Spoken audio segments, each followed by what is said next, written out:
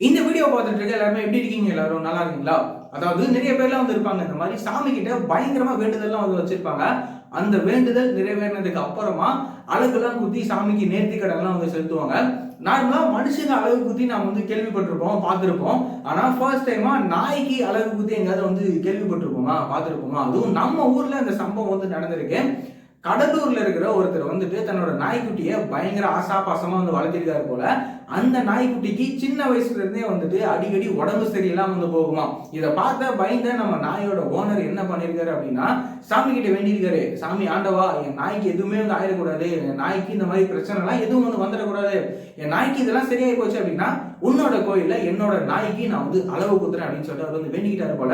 அவரு வேண்டிக்கிட்ட மாதிரியே வந்து அந்த நாய்க்கு உடம்பு சரியில்லாம உடம்பு வந்து நல்லாயி போச்சு. அதுக்கப்புறமா அவர் வேண்டின மாதிரி நாயோட அந்த 2 காதுகள்ல அவர் வந்து அளவு குத்தி அந்த நாயை அப்படியே ஒரு ரவுண்டு வந்து கூட்டிட்டு வந்திருக்காரு.